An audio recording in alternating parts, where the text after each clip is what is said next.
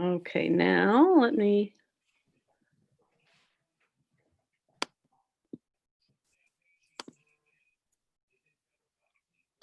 All right, Alice. Okay, perfect. Now, let's see, Matt Breimer's having trouble getting on. Okay, he just found it. Great. All right. Yep.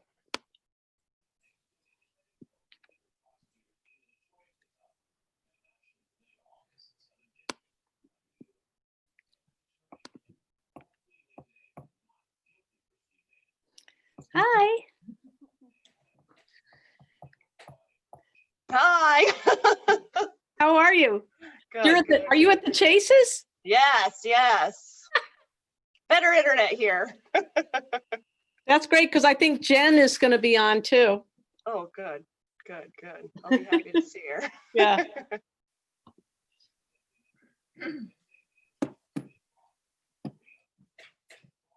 All right, so I'm bowing out with my video. Okay, and you're going to start the recording when everybody gets started? And Okay, great. Leslie wants to talk to you quick, Dara. Hey, Dara. I How did are a. I'm great. I bought a GPS drone and we flew the recreational area Oh my for God. Justin to start planning.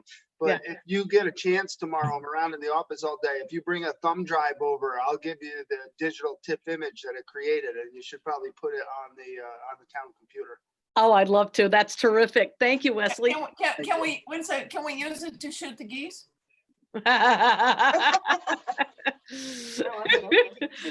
That'll take some kind of a bomber.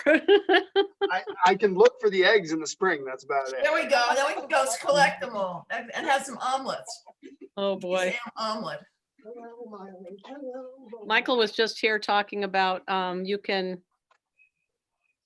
maybe it's that you can move them. You can move the nests or something. Or when they're Or molting. you can get rid of the eggs. Just get rid of the eggs. Yeah. They might lay some more, but whatever.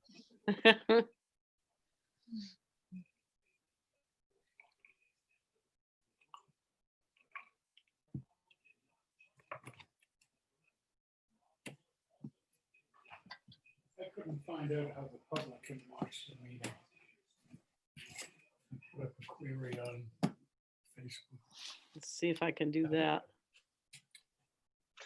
Okay, so I'm a little nervous about this whole situation. It You're says on- gonna, it if you says guys on vote on YouTube. something, Dara, Says you're what? gonna be It like, says it's on YouTube. all in favor, right? I don't have to say anything like that. No, you don't right? have to say a thing, dear. Okay, great. Yeah, no. Unless the we have to, we might ask you a question, but I don't think we will. Okay, just the Yeah. approval of the bills I have to do? Yes, you have to read those numbers out loud. Okay. Um,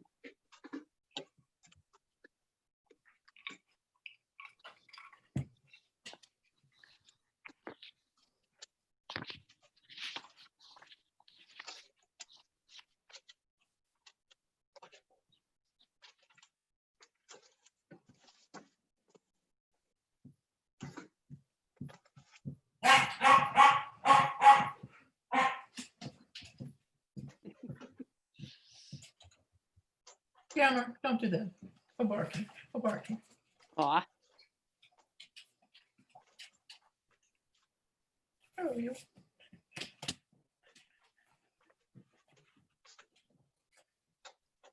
Says, let me get in the picture. I want to get in the picture. Oh, So handsome. picture. Yes.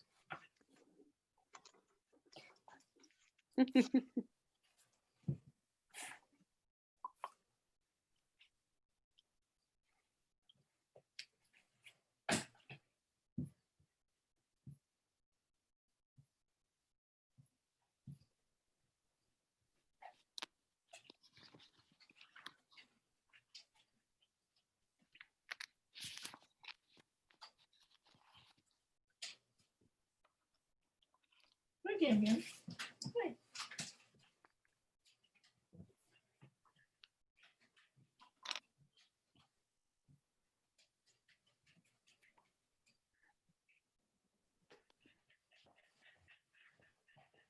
I found it. Oh, you're white. Okay. I'll put the light on. Just now? I kind of like you sideways. Let's see how this is. Uh-oh, then he went out. There he is. Oh, don't do that. No? Okay. No, I like it. Muted. I don't want them to see all my, What? I want them to see all my imperfections.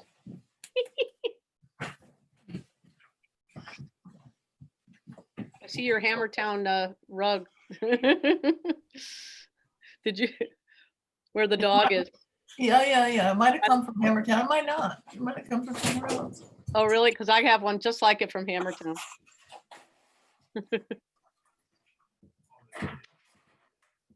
Hello, Mr. Chase. Don't forget to unmute. Hello, hello, hello. Hello. How you guys doing? Yay. How's it going out there?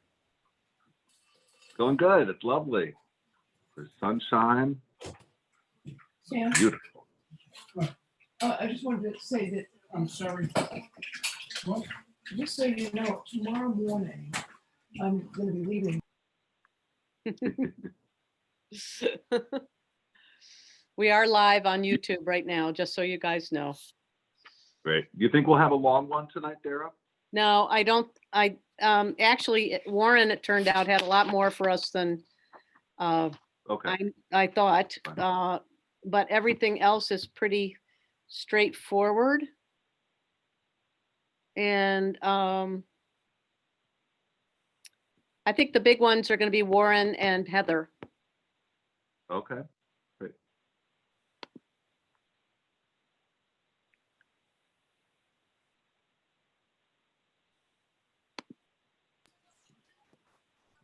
There you go, Sarah.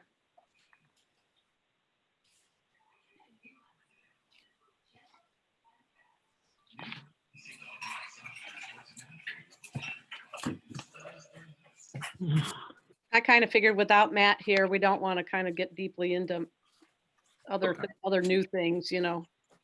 And we don't really have any.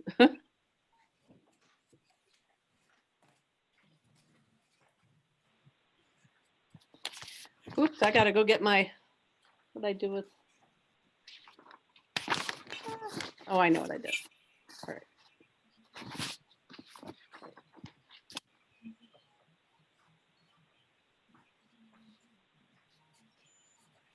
Madeline. Hey, Roar. Hiya. Linden today. She's Lyndon Chase today. Hi. Hi, Sarah. Hello. Hello. You look cold, Rory. What's going on? It's chilly. I just got so the sun's kind of going down, and it's I'm in a breezy spot, I guess. Nice. Yeah, it's been downright cold in the morning. I love late August mornings. They're Yeah. the perfect mornings. Yeah. Like, oh, yes. We drove by, saw all your trees planted with the little Yeah. things. That's amazing they'll grow like that. That's Let's very hope cool. some of them survive the winter. Yeah, lots of sycamores and a couple shagbark Fantastic. hickory. Yeah, Oh, some that's fruit neat. trees. Yeah. And that protects them. That's great. Yeah. Yeah, it's really for the highway department so they can see them. Right.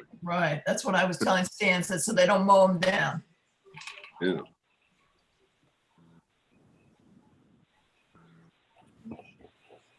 Hi, Don. Hi, Heather. Hi there. Oh, we got more folks on? Yep. Wonderful. Heather, don't forget to unmute. Gotcha. Yeah, there you are.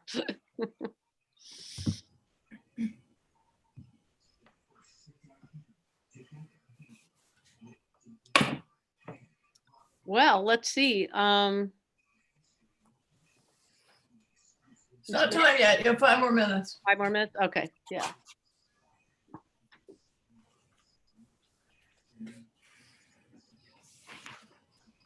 I've been on so many Zoom calls the past 2 or 3 months that I'm feeling like I never get away from it.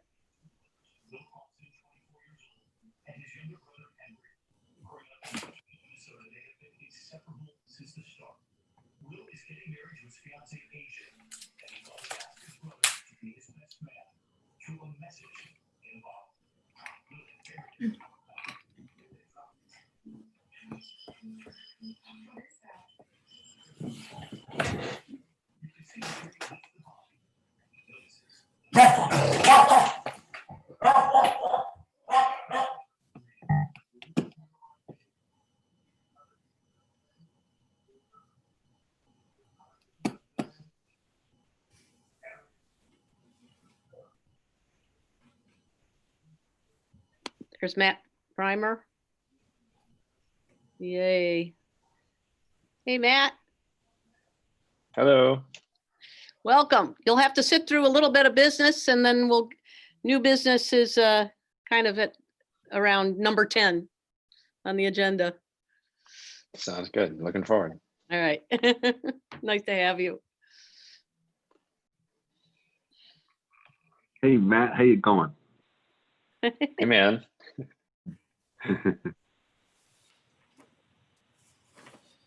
How's the house? Is it done? It is, I feel like these things are never totally done, Right. but it's mostly done. That's great. You know, we're feeling good about it. Love it. Oh, good. So- Encountered a few ghosts. which Really? was interesting. Not Uh-oh. visual, but just like a few sounds and scents. I think we may be smelling some of Charles Varian's cooking. I was just gonna say, is there garlic and Is there always? I remember a few weeks ago we smelled some turkey and gravy smell from like the middle of the family room, and then in 10 Whoa. minutes later it was gone, and like we weren't cooking, and Oh, wow. yeah, it's fun. So far, only friendly ghost interactions though. Nothing. That's the right nothing kind. scary. Yeah. I think we have a ghost too, but she's super friendly and she's very happy. There you go.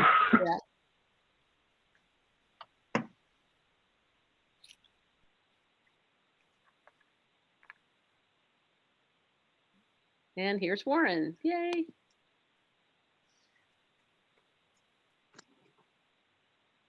Yay, Warren.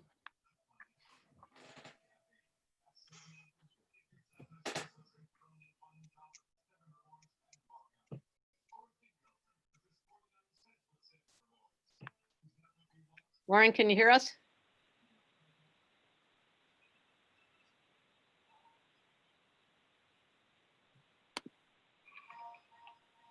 Yeah, make sure you unmute. Okay, there we go. Okay, gotcha. I don't see Jen Chase yet. I do expect her. So we'll just keep an eye out for her as she hopefully comes in. And I think we're ready to start. Oh, there's Ben. Great.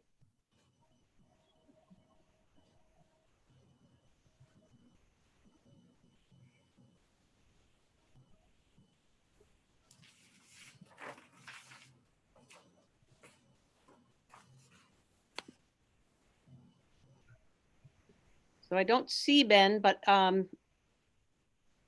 there he is. Hi. When you want to talk, don't forget to unmute. Hey Ben. Here we go. Okay, Yeah. I'm bored. Hello. Hello. Hmm. And I will introduce you guys when we come up to your moment. Is that okay? Perfect. All right, great. And here comes Jen. So we'll get her on here and get started.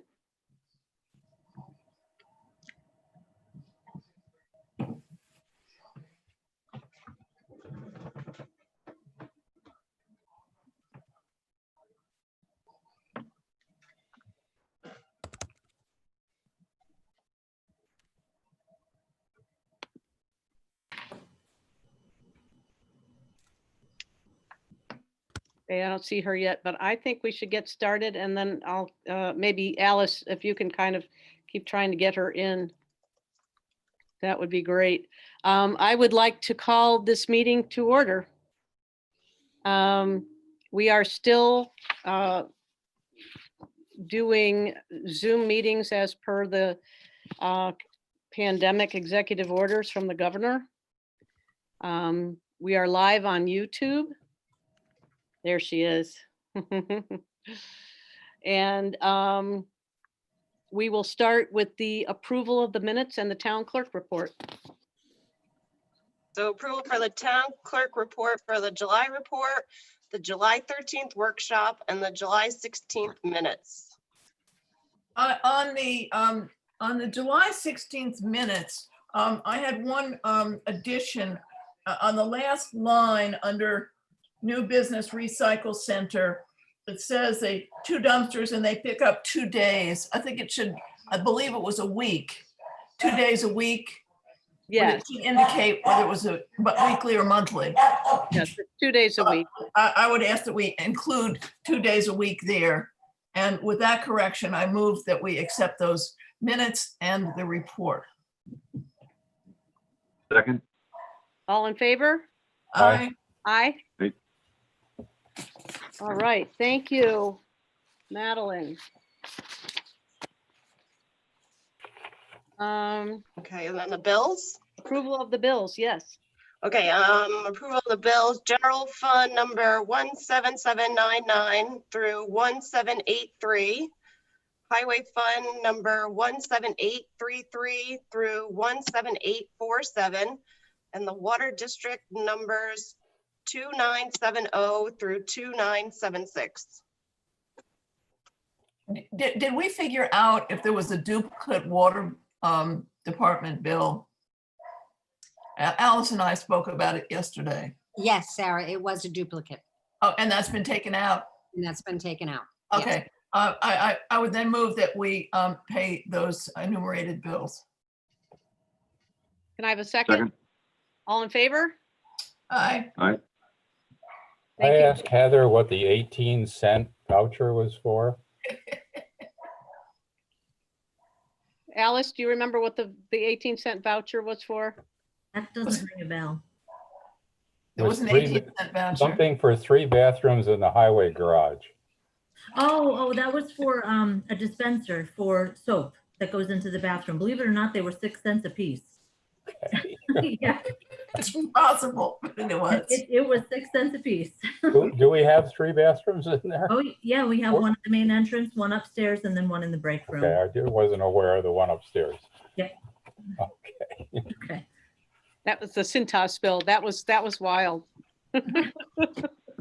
All right, I have a very brief supervisor statement tonight.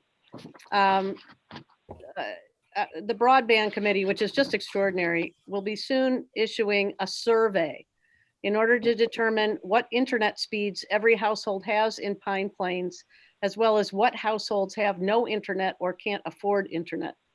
This will come out as a Survey Monkey available online on our website via my newsletter, which comes out on Fridays at 3 p.m. and on Facebook. The committee will also make an effort to reach those who do not have any way to fill out an internet survey. This may entail copies left at the library and various other locations, including town hall and personal visits. Like the census, which is also critical to the well-being of the town, this survey is essential in order for us to get broadband to every household here, and is one of the big steps we are pushing forward in order to try to get this going. It's a kind of a big mess in the state, which requires a lot of legislation mainly, but to be ready for when the legislation is passed, we need this survey and we need to do this kind of homework. It's asking basically every citizen who's got a house and phones to step up and fill out the survey. Town Cleanup Day is September 12th, 8 to 3 p.m. and we need volunteers with pickup trucks to help those who can't manage their items and help them get them to the recycling center at the highway department. Items accepted are listed on our website. We have to charge for large items like tires and mattresses and sofas and appliances with Freon. We accepted them last year, but you do have to pay a fee for those. That's all on the website. I was contacted by Rocco Grossi of Mercy College with the following message for veterans. Mercy College, located in New York, is offering a wonderful scholarship opportunity to military veterans and reservists to earn a tuition-free Master of Science degree in mathematics education so that they can become mathematics teachers. The scholarship is offered through the National Science Foundation. I will be putting up, there's some links to a Dropbox form for this and a YouTube, and I will get those up on either the website and probably the website and Facebook will do. It also went out in my newsletter. And finally, many thanks, as usual, to the following people: Vinnie Parliament for helping with the extra COVID-based cleaning, Heidi Johnson and the Presbyterian Church for making masks for anybody who needs one, including kids, Jen Chase and her merry band of teenage camp counselors and lifeguards for holding a real camp during an historic pandemic. I think this will go down in history. I also want to thank all our Congress people for aiming the funding in our direction for the paving that's now come through the hamlet, with some extras going to Woodward Hill with the good graces of the State Department of Transportation. The Highway Department did yeoman's duty during and after Storm Isaiah, which was the 4th most damaging storm in Dutchess County history. And that is that. So without further ado, public comment. We did not get any emails this month. I didn't, did anyone else? Yeah, I got an email about the our 2 houses and the issue of tearing them down, and I dealt with it myself Oh, okay. with a phone call. All right, great. And then I also have received, I've been in touch with John Schumacher about trying to continue with the required service program at the high school, which he's run for 17 years or something, ever since he's been there. And he's trying to figure out how to enable them to continue during this period, even if the after school programs aren't running and that sort of thing. So he was looking for guidance in that as to what students could do. And certainly our town cleanup day would be something that they could possibly help us with in terms of moving furniture and putting things in trucks and stuff like that. I actually responded to him with another idea as well. I was thinking about archiving some of our documents, which we can do now without any kind of fancy machinery. We have the Ricoh copier, and it would be incredible to be able to get to pull together all the resolutions for the last 10 years, all of my newsletters, various other sort of series of documents, and put them into files that are easily accessible that we can put up on the website. So I also suggested that. That's great, but he's open to all kinds of ideas because it's a lot of students and they all have to put in a certain number of hours. Right. And I don't know if our food services have use for volunteers, but that's certainly that's active. And I don't know if there are things around the election where students could be involved, but any ideas would be appreciated, and you could funnel them to me. And because I've worked with him for years and I'm regularly in touch with him. Great. Thanks, Sarah. Anything else? All right. Warren, we have a lot of stuff here. Not that much. Oh, felt like it. So for me, you have the speed study, I'm sorry, the speed resolutions for Yep. 4 town roads and 1 state road, which I prepared for you. Yep. So if you are all in agreement that those are the correct roads and the reductions in speed that you're seeking, then you can pass the resolutions, and you have to then send those on with the TE9A forms to Department of Public Works for the town roads. For the state roads, that goes directly to the state. I provided you with the mailing address for that. That was wonderful. With a copy to the county. Okay, so everybody, I have been working with Mike Manning since we last spoke about this, who volunteered to help us because he used to work for the county Department of Transportation.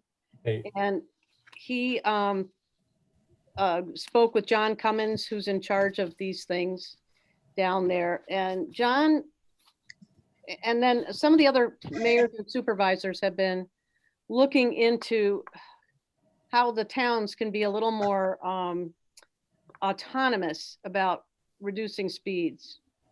That hasn't gotten as far as we'd like it, but basically we don't have to pay for a speed study anymore. It would be nice if we had them. The ones we have, if you remember, are from 1994. And we sent them in last year hoping that they would accept them, and they did not. At that time, the road studies were $3,500 per road. And we had a pile of roads that we wanted to change. What Mike has suggested, as well as Robert McKeon over in Red Hook, who's doing the same thing, is that we ask for fewer changes at the top and just slowly maybe do this once a year, 1, 2, 3 roads, or a neighborhood and a road and another, keep it, don't give them 15 roads to do, give them a few. So that's where these come from. And these were thought of as kind of the most critical and the ones where it would be easiest also to, because they're in the same area. I don't really understand why you're thinking of, or where it came from on Route 199. That came from a number of people writing to us. Well, I think that's going to be self-defeating, and I hope it doesn't taint the rest of them if that comes through. Well, but this one is to the state and the other ones are to their town roads, right? But they're town roads, right, but they have to be approved by the state. But Yeah. you're also asking for a reduction in speed on a state road. Right. Or a change in the existing speed zone. And I really feel that, I don't think it's an appropriate change, but I also think it might just sour the rest of them in the state's eyes. What do you think, Warren? Have you got? I think these are, under the best of circumstances, these are very hard to obtain. I don't want to be too pessimistic, but it's really unlikely that you're going to get any of these. I'm not sure. I've never done one on a state road before. I've always done them on town roads. My understanding is if you do a speed study, you have a better chance of getting it approved. If you don't do a speed study, you don't have to anymore, but it's going to take a long time for it to be approved. To be honest, I doubt whether you're going to get any change on the state road. I mean, those are, you're dealing with interstate commerce issues, and it's much more complicated. I would go with the town roads and see what happens on that. But they're all separate resolutions, so we didn't lump them together all in one. Yeah. Could you remind me on 199 what the strip is that we're addressing? It's between North 82, the north part of 82. Yes. And yeah, and Factory Lane. Yeah. People do go really fast down that. No, I mean, you unquestionably need that reduction. There's no question about it. We should leave it off right now and just give tickets. We could give a lot of tickets there. Okay. So. All right. We had heard from a couple of people who were afraid about it, and so I really wanted to try to do something for them. But do you want to propose that we approve the resolutions for I think there's 4 town roads? Yeah, I would move that we do that. Can I have a second? I'll second it. Okay, all in favor? Aye. Aye. Aye. Rory, you're an aye? Okay. Thank you. So 4 town roads, the resolutions have passed, and we'll hold out the state one for kind of further investigation. I think that, I disagree with the length of it. I think it should go to the top of the hill, the 35, so that you're not going down the hill at 55 having to slow down. But wouldn't it be more appropriate to have a resolution requesting the state to do it rather than us requesting that they make the change, or regret, excuse me, request that they do the study? Or just request that the existing speed zone be extended to a certain point. And I'm, as I say, I'm not in favor of going all the way out to 82, but I am in favor of going to the top of the hill. Or just a little bit beyond it. So you're slowing down before you go down the hill. Which is right past, as you're going west, right past Town Hall? You know, we could start somewhere around the Joe Nasofsky's place, Hammertown? Hammertown, right? I mean, that's a nightmare when they have a sale because people are parked on the road and everybody's going 65. Well, they're not supposed to be doing 65 anyhow. Of course. They're going to do that's the thing, is they're going to do the same thing anyhow. That's what the speed study determines. All you're doing is making it more illegal from what they are doing. And, you know, a police presence there would help a lot. But anyhow, we've had a couple people always ask for that for as long as I've been involved in that. Right, which is why not try to fix it. But it's only one or two people. That we're not creating a, you know, a situation for one or two people. We have to consider others. Just a thought. Okay. All right, what else? For me, okay, so the only other thing I had for regular session is the police contract that you sent me with Mylan. Right, So I took a look at that. It needs a little tweaking.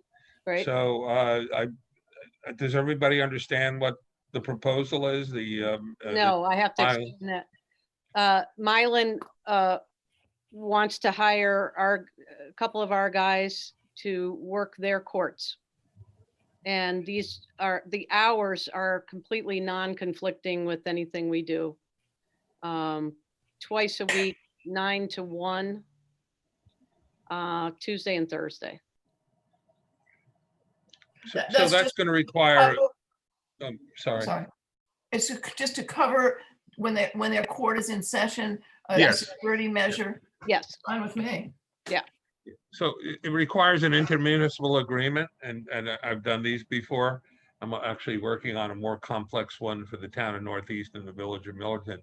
But this is okay with me, and if it's okay with the police department, but I do have to make some changes to it. So okay, I gave you a resolution authorizing you to sign as soon as I make the changes and it's acceptable to the town of Island, so that we don't have to come back to the town board again.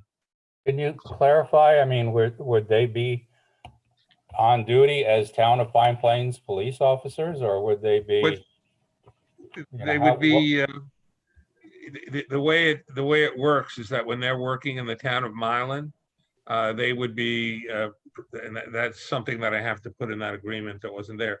They would have all the authority all necessary authority to enforce state and local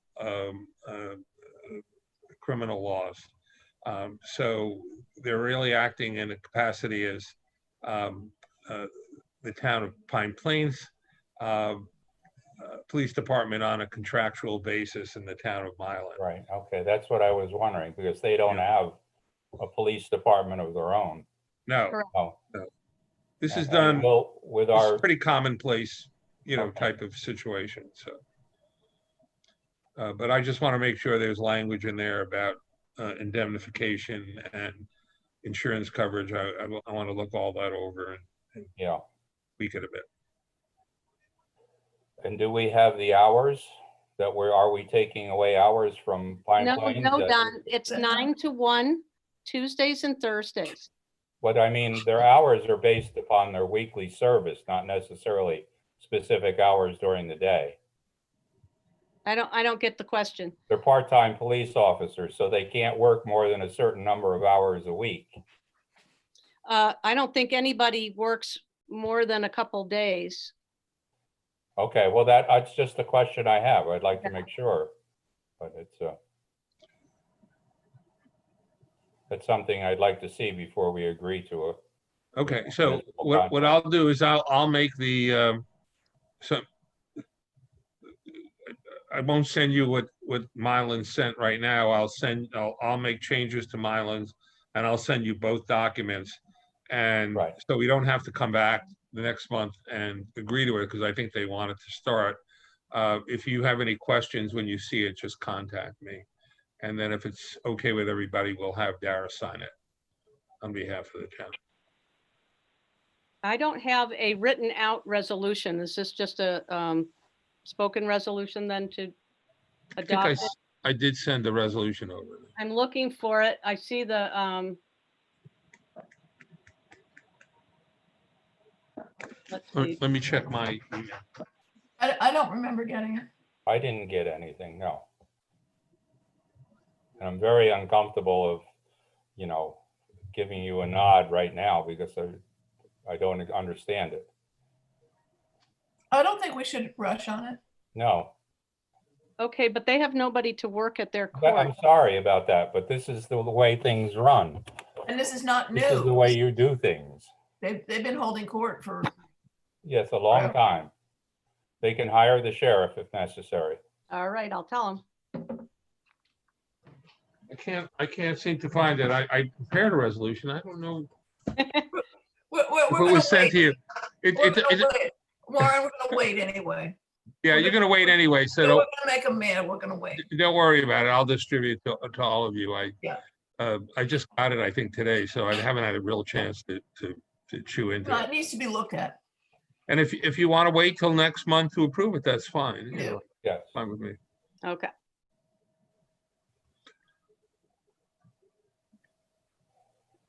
We were talking about,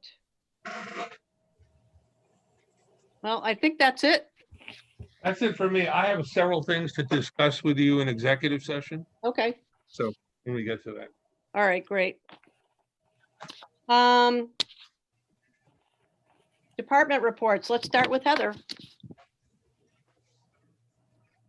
Okay, I see what you have on the agenda. Do you want to discuss that first, or do you want me to do my report first? Why don't you do your report and then we'll go on to these things. Okay. I'd like to start with the bids. I've presented the material bids that were received along with my recommendations in hopes that you've had a chance that all of you could have reviewed them, and that we can act on that tonight and go ahead and award them so I can start doing my budget preparation. Does anyone have any questions on what was received? Yeah, I was wondering why Crown didn't quote on oil. That I don't know. We put the legal notice out in the paper, and then Karen also reaches out to previous bidders via fax or email, whichever they prefer, to let them know that we're going out to bid, and theirs did not come back. I was surprised as well. Yeah, okay.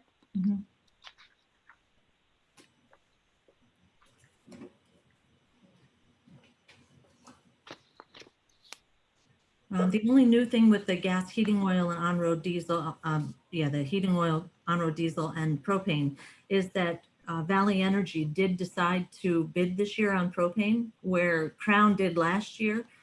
So I'm actually happy to see that Valley did all of our oil products and propane products that we needed. Other than that, I think it's pretty self-explanatory with regards to the bids. Yeah.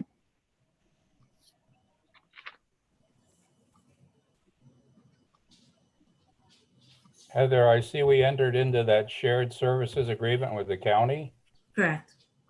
So are we going to be using county fuel? At this point in time, I believe that the police are already using it. We Okay. are not, because we have a full tank at the shop that we need to use before we enter into Okay. that, take it from the county services. I talked to Alice about this and Dara as well. We're actually within the highway department. I'm going to see what the difference is between doing it with the county as opposed to using the WEX fleet cards that we have. Those are the credit cards that we had talked about. They are essentially all supposed to be providing us fuel at the OGS procured price. So they should be the same. I think it's going to come down to maybe ease of use, billing, because the departments will be separated with WEX. However, they're not with the Dutchess County fuel. And then also that Dutchess County charges us an annual fee for that. that I think we can reevaluate at the end of the year whether or not we wish to renew that or do with the WEX Okay. fleet card. Again, I haven't used the fleet cards yet because we're trying to use the supply that we have at the shop right now. But before the end of the year, I will use the card as well as compare it to see where we're at with the pricing. Okay, thank you. You're welcome.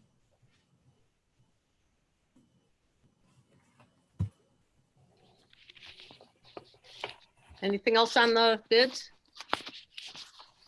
I move that we authorize Heather to go to contract with those bids.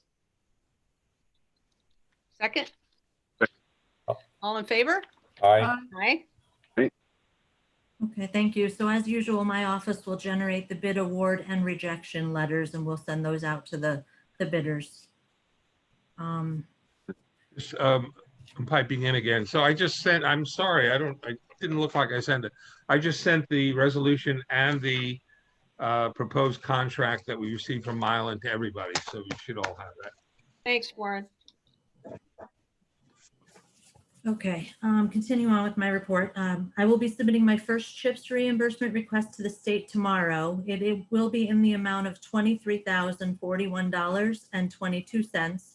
The anticipated payment date for this submission is September 30th. We do have other bills that you've just approved this month. However, I need to receive a canceled check back before I can submit for reimbursement. So I'm hopeful that the documentation needed for the payment approved tonight will be returned prior to the next scheduled submission date, which will be November 12th. And that will allow us to submit for the next round of payments. The anticipated reimbursement for that will be December 18th, so we'll still be within the fiscal year. In the meantime, we are continuing to prepare our roads for next year's resurfacing projects. There has been talk that there will be no rollover funds, so I'm trying to make the most use out of the money that we have available to us right now to get as much as we can done on these roads to prep them for next year, so that we can finish those projects and submit for that reimbursement. Just to give you some status updates on the truck and the truck body orders, the factories are still experiencing delays due to the COVID. The truck that we ordered in December is now scheduled to be built at the plant the last week of August. With the upfits, which are the body and the plow equipment, we should see the truck a few months after that. Hopefully it will be before the snow comes. The truck body is scheduled for delivery to the vendor mid-September. And again, as soon as they get that into the contractor, let us know, we'll get it over there so we can get that outfitted as well. So all of these things are definitely have been very delayed. These dates that I've been given are approximate and they're subject to change as they have been throughout the year, but I am checking in with them regularly just to make sure that I know what's going on. I spoke to the foreman from Lewis Tree Company with regards to the trees at the cemetery, and they're hoping that within the next couple of weeks, they will be coming down. With regards to the hurricane, I would like to commend my crew, the Pine Plains Police Department, as well as the Pine Plains Fire Department, for their very efficient operation in working together during the hurricane to clear and protect the roads and motorists. That was my first true test of all organizations working together, and I'm very pleased at how it all came together. They all did a great job. I also would like to mention that we're going to have two significant upcoming road projects that will be presented. Ray has been working on some plans. We're investigating some other options with Dutchess County Soil and Water. And I do want a couple board members to come out to the site to view these projects. So I'm not ready to really present them yet, but I just want you to know that this is something that they're two large projects, and we're going to have to talk more about them come budget season in terms of budgeting for these. We're looking at a culvert on Woodward Hill and a slope, a bank stabilization project on Hicks Hill. So they're two critical areas. With regards to your town cleanup day or our town cleanup day, I have been contacted by so far a couple. I know there are going to be a few more individuals who need to provide or perform community service. And I'm trying to find work for them to do within the highway department, but I'm also going to see if they're available on September 12th to help with that as well. They're young, able-bodied gentlemen that should be able to help out as long as they're available, and I will try and push for that. I think that's all I have for my report at this point. I just have a question to ask. There was one of the trucks had a lot of work done on it. It was a Yes. large bill, and I just wanted to have you explain that a little bit and whether that truck is a problem. That's truck 15. So that's our 2003 International. It did have it had significant engine work performed on it. It is one of those pieces of equipment that it's 2003. So it is, we need to, I mean, we spent all this money on the engine right now, but with that equipment replacement plan, these are things that we really need to keep on top of when they're not, and we're not always able to rotate these out. But once they get to a certain age, also, they do need some work. And this one it started out with the head gasket that needed to be replaced. And of course, once you tear the engine apart and you start seeing other things, there were other issues that needed to be attended to. The same thing happened with the loader recently, but we don't have the bill for that yet. It developed a coolant leak inside the cab for the air conditioning and heating system. And once they started pulling that apart and investigated the heating and cooling units, they found the leaks. It uncovered other rusty areas that once you start tampering with things, my feelings are if we just put a Band-Aid on it, put it back together, 1 week from then, the whole system could have gone again. So we did spend a little extra money on the loader because that is a critical piece of equipment. So that's another one that you'll be seeing coming up next month's bills. But I just can't emphasize enough, and we'll talk more about that at budget season, of how important it is to keep what I feel is on a rotation if we can with this equipment. Yep, thank you. You're welcome. So with what you have left, the signage at the municipal parking lot, Dara, do you want to talk about that? Yeah. So this is an old problem that we've talked about before.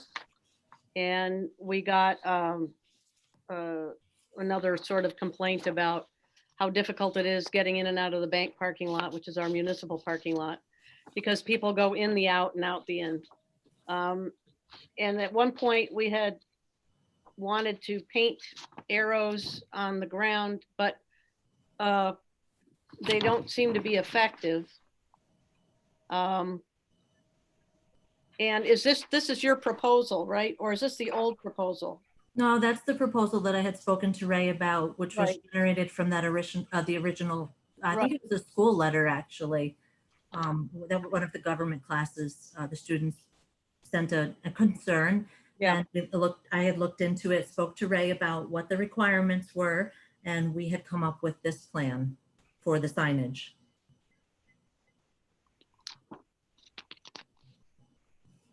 You guys have those? No, I don't have it. Oh, all right. why don't you send them to us and we can vote on it at the next meeting? Okay, I have a copy of the email. I'll send it to you. It shows a picture. I'm not good with sharing documents, otherwise I do it right now. It shows where the signs need to be placed. It also gives a quantity of what would be needed in order to put those in. It would require a call before you dig because there are buried utilities in there. And that's, I mean, we are looking at 4 signs on each side because they do need to be doubled up, one-way signs. But I'll send it over to you. Sorry, Heather, I thought that had gone out to the whole board. No, I think it was just the letter from that one individual that sent it to you and then I followed up. Oh, okay, all right. I was just thinking if I could pull it up and share it if I can find it, but that'll take a minute. So let's go on to the next. Oh, the tree, the fallen tree. Right, so you should all have that information. I believe I forwarded that on to all of you with regards to the 2 trees that fell in a resident's backyard, and they contacted me with regards to the issue. However, it's really not a highway issue because it didn't endanger the roads and it wasn't coming from the roads. It's actually coming from that tract of land through the development in the back of the high school. And that's all, I believe I sent you the parcel access with regards to where that piece of land is, and the 2 trees did fall from that area into his backyard. There is 1 tree still standing, which is part of one of the ones that fell. So I told him it's really not under it's not my jurisdiction, so I would forward it on to the town to see what and if they were going to do anything about it. I don't know what the history is with that piece of land. And being the town board, it's definitely under your purview. Is that the land that the town owns? Yes, It's that same kind of, that same kind of unused Yes. state road where those other trees Yeah. are coming down, yeah. This is an interesting question, and Warren really probably has to chime into that. We ought to research the planning board's original approval of that subdivision, because those roads were to be dedicated to the town, and there's just, some of them just weren't developed. So the actual legal status of the roadway is an interesting issue, of all the roadways in there, whether they're a user road or where they were a dedication by, implied dedication or whatever. So it's kind of a strange issue. Warren, this is Which subdivision are we talking about? back of the high school. I'm trying to think what the name of the subdivision is, but it's Yeah. Do you anyhow, do you recall when that was long approved by the before, plan? long before my time there. Yeah, it was before my time. Right. I'd have to, look at the subdivision plat and the records, if any, Yeah. that we have. That would be my And- suggestion. Yeah, normally what happens if those roads are supposed to be dedicated to the town, there would be specifications for the developer to bring those roads up to town specifications, and an offer of dedication would be filed at the time of the approval of the subdivision. And when the road is in a condition that it can be dedicated to the town would then accept dedication of the road. But if that hasn't been done in so many years, I don't know what the status of those roads are at this point. But they're not town roads unless they're user roads, which they could be at this point. Exactly. Do we maintain them? No, No, there's there nothing done. They No, were never they're developed. not roads, actually. They I'm were sorry, never what? developed. They're roads on a plat, They're paper roads. paper roads. Yeah, No, I mean, serious, they are paper roads. yeah, that's what they're called, paper Yeah. roads. Yeah. They're not there's only two ways it could become a town road. One, if it's dedicated to the town and the town accept dedication, you file, the legal document transferring title to the town, or they become roads by use, and paper roads obviously can't become towns by use. So I think they're just paper roads. But who is the underlying owner? More than likely, It would still be the original property owner would still own that. or each deed has that little clause in it about including any right, title, or interest to the center line of the road. Yeah. Yeah, it's kind of It's strange. a complicated issue. I'd have to look at the subdivision. I'd have to see how the properties were deeded out. Right. And it could be that the neighboring property owners were deeded to the center line of the paper road, or they may own the paper road. We have a lot of those in Rhinebeck, in the Rhine Cliff area, that roads that were never created. And then people come to the town and ask the town to dedicate it, to sell it. We can't, because we don't own it, because Yeah. they haven't been created, they haven't been dedicated. But if you could provide me with the name of the subdivision, I'll try to find out Okay. from the clerk if we have any records concerning that. But it may be hard to piece that together. Heather, does parcel access suggest that the town is the possessor of that parcel? Well, if you go to parcel access and you ID that particular tract of land, nothing comes up. So it's, yeah, it would be, I believe, on what, like Don is mentioning, go back and check the records. But in terms of my office for highway use, I don't have any records for that, obviously, because it hasn't been developed hasn't been established into a roadway. This bears further looking into, obviously, but generally speaking, it sounds like we're probably not going to be removing those trees as the town from that area. Well, the problem is the tree has fallen in the backyard of a house there. So there's a great big tree lying in their backyard that narrowly missed their porch. And the question, and I think that they can't manage getting rid of it. It's just lying in their yard. Can have they contacted their homeowner's insurance to see if they'll pay for its removal? They didn't think it was theirs. So I'm assuming that if it's not theirs, the question comes up as to whose it is and whether they have to. Theirs, it's on their lawn. Sounds like it's close to their porch through some act of God in this storm. But I think if they were to call their homeowner's insurance, they might find a remedy.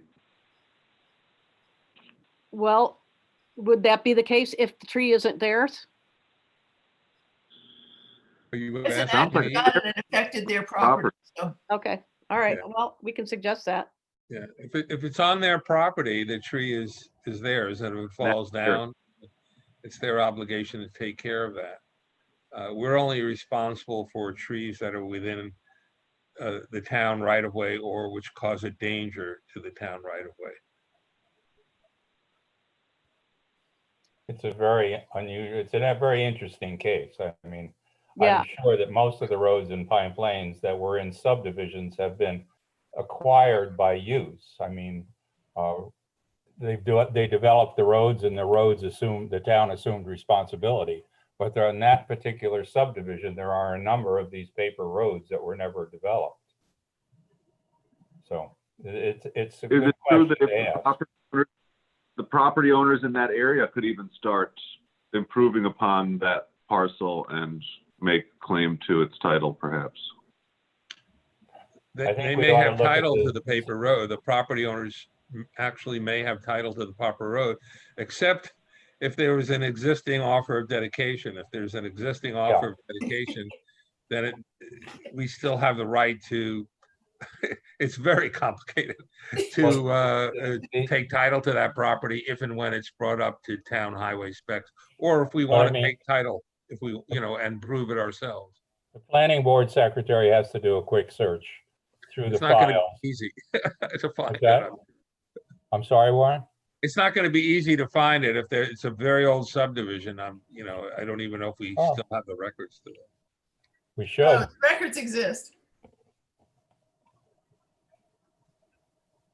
Okay, All we have to do is look on parcel access and get the filed map number, and that will get us the name of the subdivision. Yeah, if there is a subdivision, then we can get the filed subdivision Right. map.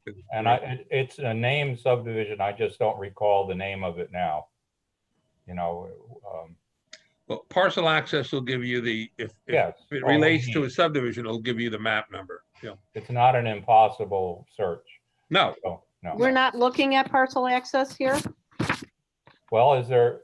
No, well, That is the Look, map from I parcel. can't see it. Yeah, it looks like parcel access. it Yeah, should there- have an FM number on possibly. There's an FM number, yes, What are the numbers? 2636E-67. Okay, that's a modification, so, but I mean, that, going on the clerk's records on the computer will tell us. I'm sure that the planning board has the file, unless someone's taken it upon themselves to throw the old files out, which is absurd. If anything, I can stop over and help her find it. Okay, It may be over at the old highway garage.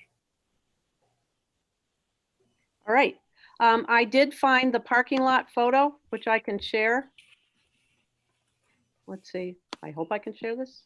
Yes, I can. Can you guys see that? Yeah.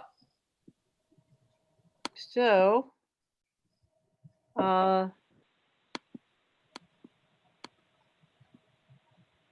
you can see what the plan was. Mhm.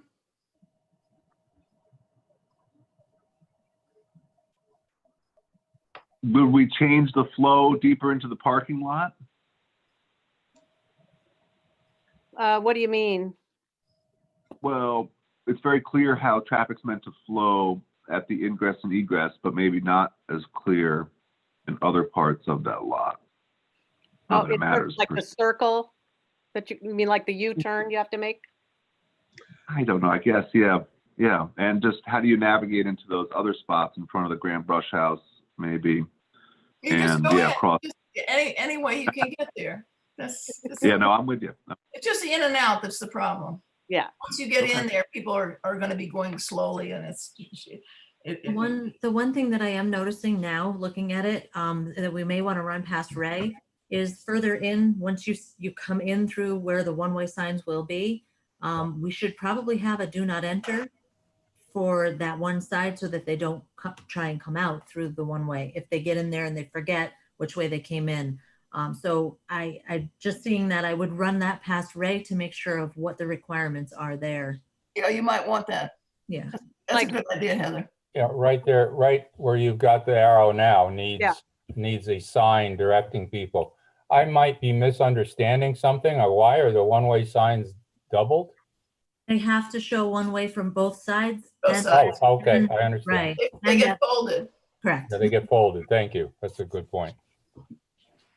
You know, you can put arrows too in the parking area to direct how you want the flow of traffic to internally, so on the ground, you know, on the surface.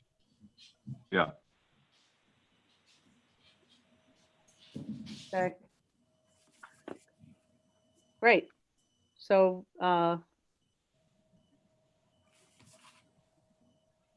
should we go ahead and try to make this happen then with these ideas, or we need Ray to come and tell us exactly where he'd like to put those? Over here? I'm happy to go on whatever Ray tells us to do.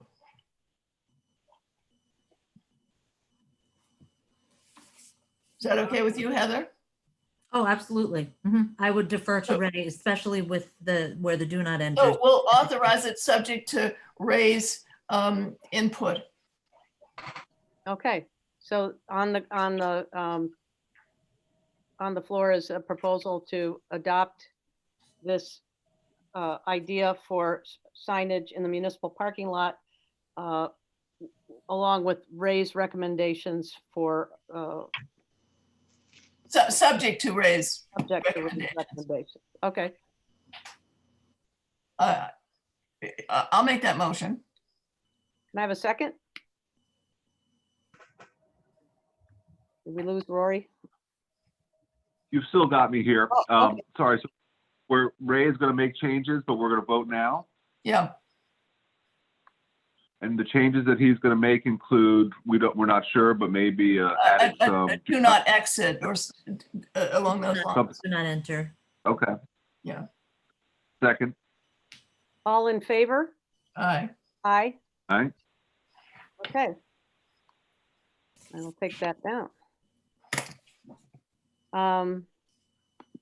Great.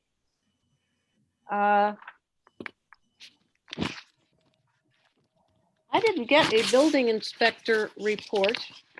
I don't think, maybe Drew's on vacation. Police department. Let's see. Total patrol hours, 161, administration, 26, investigations, 25. They did 8 hours of training, 6 hours of what they're calling detail, and 9.5 of working on the vehicles. There were 26 complaints, 3 fire EMS calls, 1 accident, 48 traffic warnings, 17 tickets. And John says, Officer in charge Hughes and Officer Camburn provided security for high school graduation. Officer in charge Hughes, Sergeant Lawson, Officer Parada, and Officer Camburn completed yearly firearms qualifications. So that was what the training was. Here's a list of the more interesting calls for service in July. Vandalism to a vehicle and property, criminal mischief to a town road, mental health calls, a missing child, a missing dog, a vehicle pursuit, and a suicidal male with a gun. Well, they had a busy month.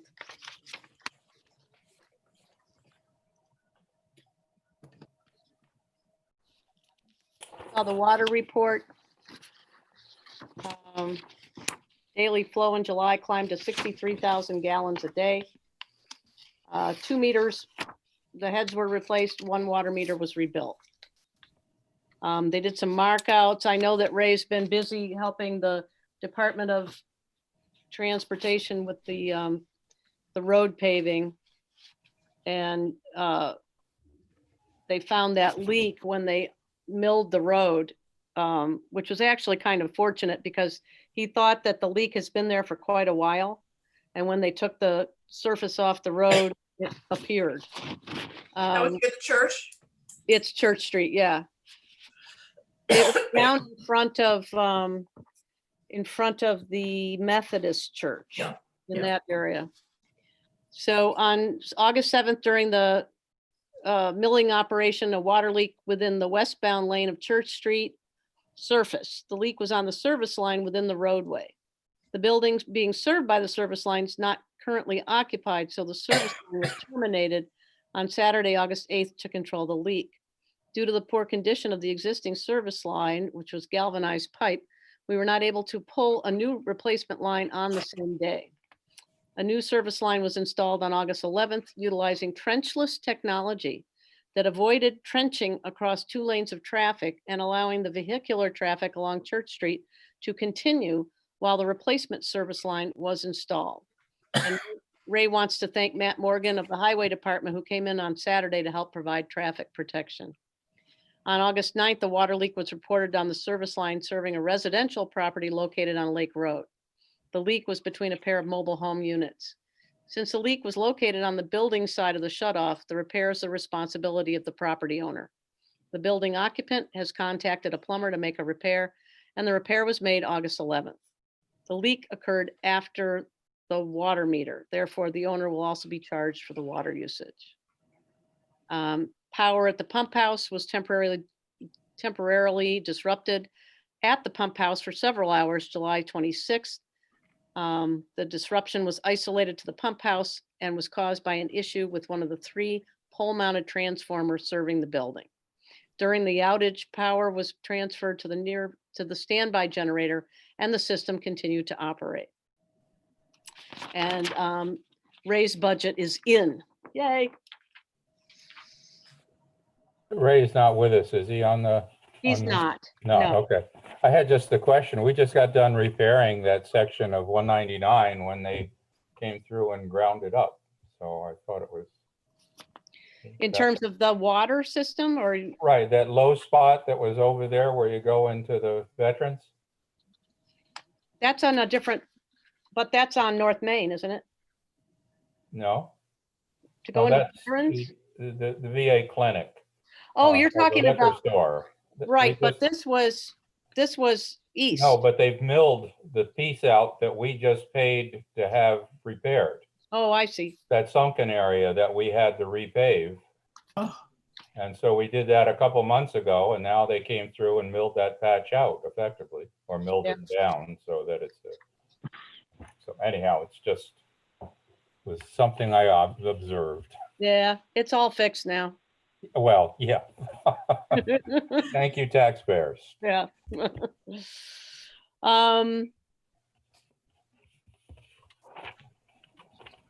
I think that's pretty much it for the water department. You see the receivables and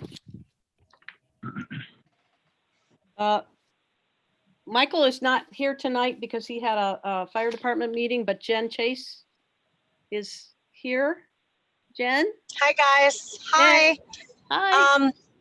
I'm sorry. I'm not going to turn my video on. I know that's a little bit annoying, but I'm in the car. So I just am going to keep my video off and chat for 2 minutes. I really wanted to be available to talk to everyone with the closing of camp and the beach. I cannot thank you enough for your support with Pine Plains Summer Day Camp. It was a successful summer, There was lots of emotions at the last day, both with campers, campers' parents, and our staff. I have received tons of emails just thanking everybody, all of you, me, the staff, for what we did for kids. So thank you. And it was extremely successful, even with a global pandemic, a hurricane, and a pretty dry season with no lake open. So it all worked out. Anyway, that leads me right into the beach. Right. We are having our last few hours tomorrow. It was a rough season. I just would like to share a couple of things. The water problem is not a new problem. That has been going on for, I don't know, the whole time I've lived here. We have seasons, we have summers where it's bad, and we have summers that it's not so bad, but I don't think we've ever had a summer where we never had a problem. So it's always a problem. I checked with Michael. I also believe that myself, Dara, Michael, Alice, we had really strong communication this summer, and we worked together with different problems. And I think that we have to think about the fact that,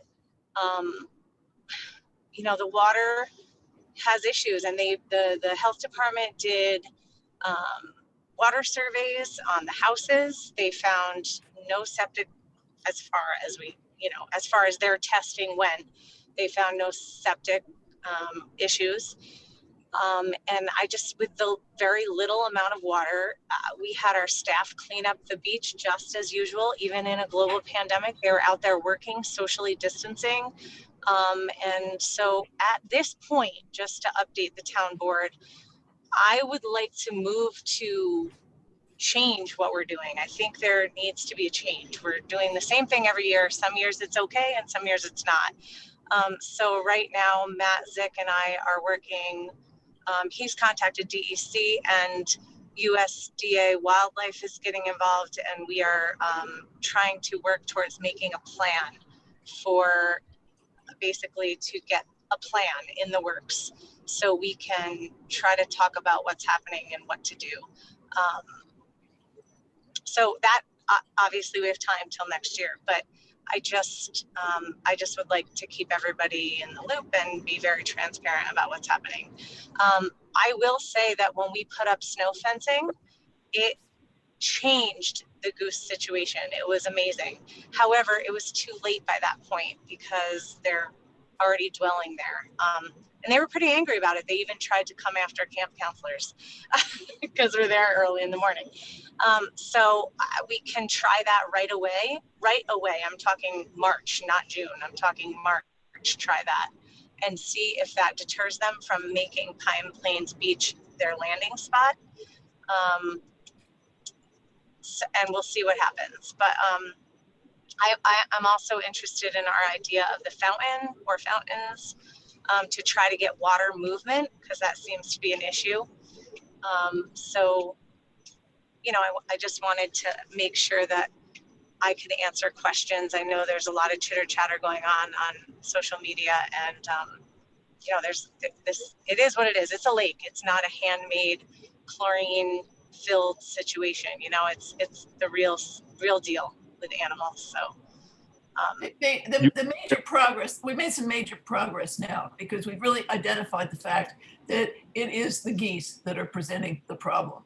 And that's what they believe. Yeah. When I spoke with Matt before he went away, he had gotten very good response actually from the DEC and the USDA, and they are on our side on this. And it looks very positive in terms of are getting to take some action that will be meaningful, and it's about time. That's what I think. Yes, and I'm sorry, Sarah, I forgot to mention that you were going to join in the meetings too. So I'm sorry about that, but I agree with you.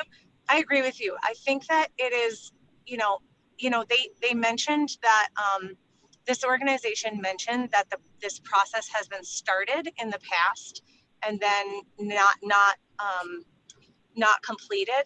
So it's, you know, I mean, we have an opportunity right now where it's not May. You know what I mean?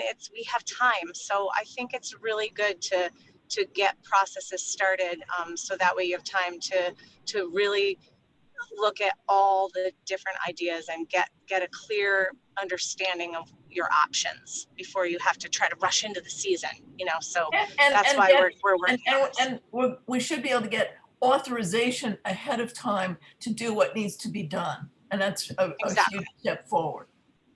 Exactly. I agree with you 100%. And Jen, we did an amazing job on the camp, and we are really, really thrilled with how that came out. Thank you so much. Thank you. And Sarah, next month, I will present a budget report for all of you guys. So I'm sorry, Rory, I think I heard your voice. Yeah, you did. I just wanted to clarify something, but what I think you and Sarah are talking about for anyone watching, but sounds like you were sending off water samples to laboratories and having high coliform tests come back, and then you had those tests speciated to find out what organism the coliform came from? Yes.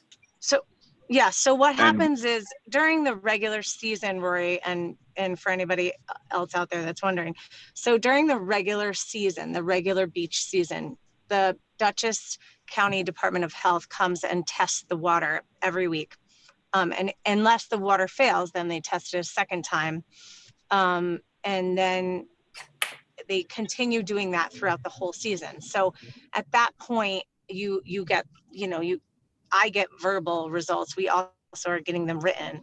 And so that way we can, then once it fails a few times, the health department comes out and starts doing more research to what the problem is. And that's how they're chalking it up to the geese through their water survey. Yes. So that gives us the written evidence. So now we can pursue other avenues, like we can get DEC and USDA wildlife involved. Great. Great. Thank you, Jen. You're welcome. Thank you guys so much. I'm gonna tune off of the meeting, but again, I just sincerely am so appreciative of your support every year, and the kids and the parents are so happy that they got that reprieve just for some fun and some exercise in the summer. So thanks again, and I'll be seeing you guys soon. Great job. Thank you. Okay. You have one more report here, which is animal control. 3 calls were received and 2 complaints investigated, and 1 missing or found dog reported. So that's that. And now we're on to old business. So Rory, you were gonna give us just a update on what's going on with the trails. Right. Yeah, I just wanted to let you guys know, the board know, that I had reached out ultimately to the town of Ankrum to let them know that some trails things were happening near their borders, and to make inquiries after their own trails committee and trails plan, and had some interesting conversations with their supervisor about the work we've done here and what some of the broad strokes components of our own trails plan is as it exists now as part of our comprehensive plan. The reason that conversation ended up happening too, and maybe this has come up already, but as it relates to some conversations we've been having about Dutchess Land Conservancy PDRs there across the Cedar Ridge Farm, but was so thrilled that Vivian Berlinghoff, the next property owner towards Ankrum from there, was so enthusiastic about putting her section of rail bed under some easement as well to permit public access over it. I know that was a question that we'd had from the Dutchess Land Conservancy about access from one road to another, a trail that actually went somewhere. It seems like Ankrum is interested in picking up the baton a little bit and seeing what's maybe possible to get pedestrians and cyclists further down the road. I just wanted to make sure you guys are okay with me engaging with them on that subject. And on that same note too, it is Vivian Berlinghoff, a great help and literal trailblazer for Pine Plains Trails as she bushwhacks out there. But someone who I would love the board's encouragement to perhaps take over our Trails Committee as its chairperson going forward, as our previous chair, Scott Chase, has retired and let us know that he doesn't really want to do it anymore. And his work having been that adoption of the Trails Plan, but I would report back to Vivian if you all felt good about sort of orienting her maybe with a meeting with the previous chair, Scott, to get her up to speed on what some of the goals of that, what our plan is, because I know she's interested in action items, as it were. That's all I'm reporting. I've been interacting a little bit with Art Basson in the town of Ankrum and might do a little bit more chit chat and visit some of their trails meetings if they end up happening at all. But also just let you guys know that I've spoken with Vivian about maybe taking over our own Trails Committee, which is lacking a formal chairperson. She's wonderful. I think it's great to get her together with Scott and have them have a discussion and then see if when she understands sort of what the picture is, if she's interested in going forward with it, that would be terrific. She's been very involved in Fossil as well with Scott. Yeah. So they've been sharing some vision there also, but that's good to know. Great. That's all. That's great. I think it's wonderful. They're coming back in September, the Dutchess Land Conservancy, to talk about all of this. Great. So that'll be great. Okay. We already did the speed study discussion. I just wanted to update you on the demolition of 12 North Main. I got together with Ray.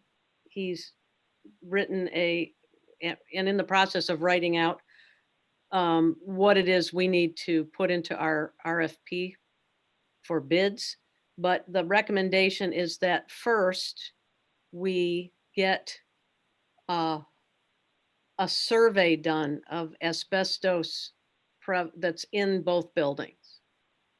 I have a loose figure from a guy that I'm going to meet at 9:30 tomorrow morning over at 12 North Main. He's already been in 8 North Main. Just to give us a sense of what it costs to get this survey done, about $7,500 per house. And that would have to be done before we can put the RFP out so that people know what they're bidding on. If that makes sense. Is this the same person that Ray had suggested on 8 North when it was $5,000? I don't remember what that figure was. Right. I didn't think it was 5. I thought it was way more than that, but No, it was 5. it was 5 then?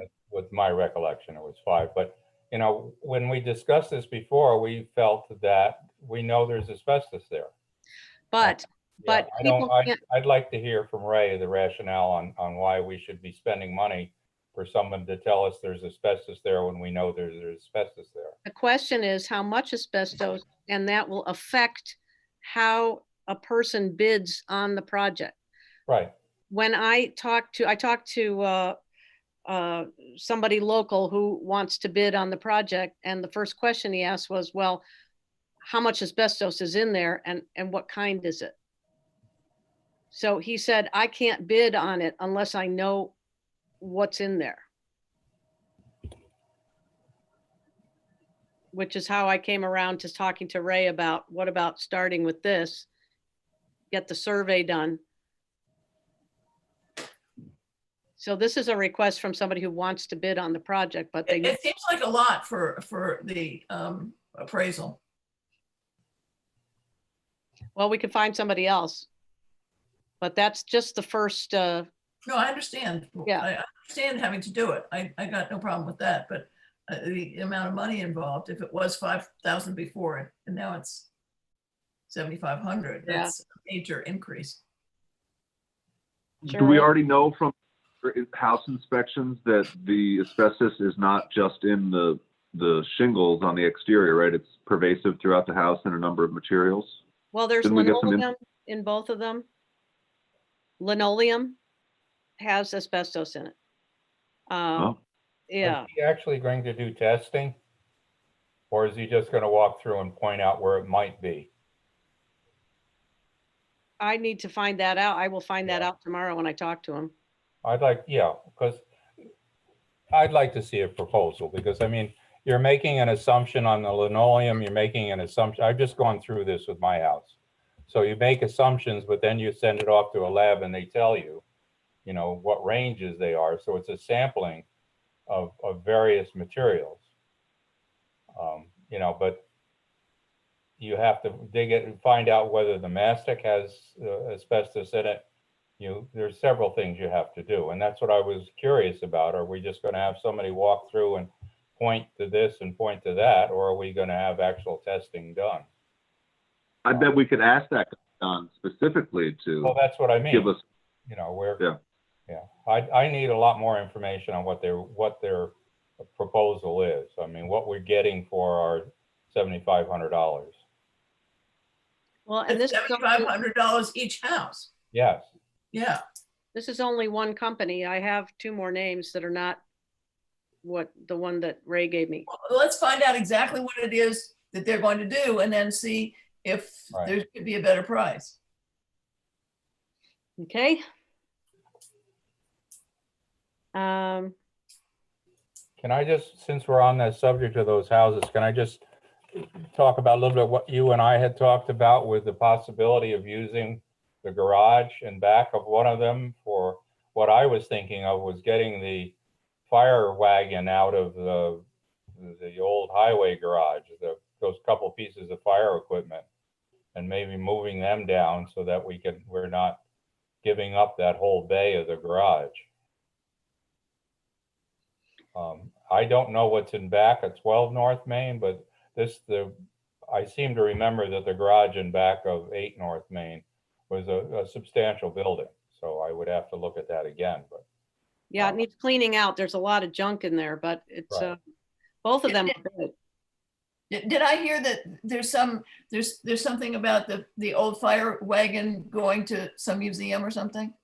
I've heard that before, but I don't know if it actually is or not. The museum has not been built yet. Oh. And I got very confused a year ago. I was told it was going to that museum after it was at the fair. And so I never gave it another thought. I thought, well, they're putting it in a museum. Because I mean, maybe we should keep it. It's a beautiful piece of equipment. I've always thought we should keep it. It's really a beautiful thing. So who owns it? Does the fire department own it? They believe they do. Can we collaborate with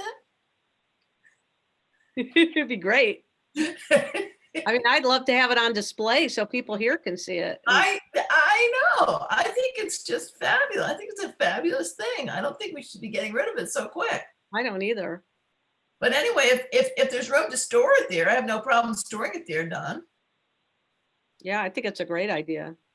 No, there's that, and the hose wagon and whatever else. I mean, that way we take more possession of it.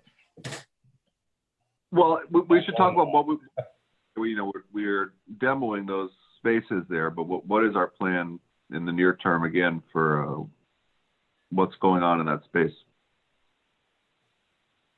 I don't think anyone has an answer for that, but we were talking about maybe letting the community garden use it for a couple of years until we can make a decision as to how to use the land.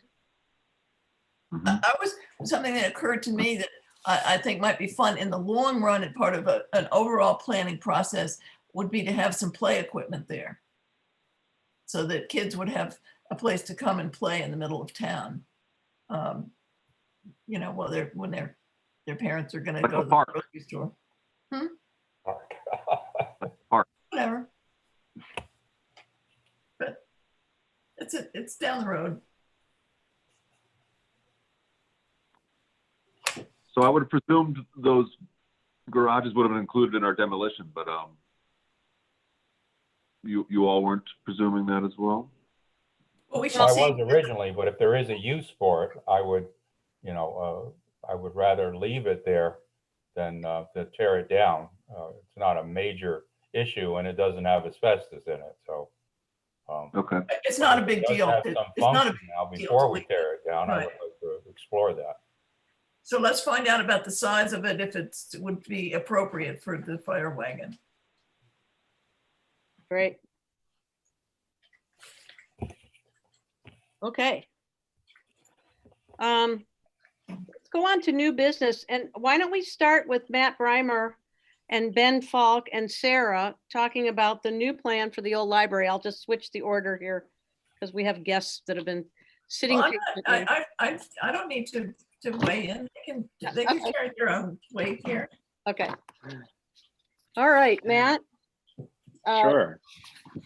This is Matt Breimer and Ben Falk, and they are the new owners of the old library, and take it.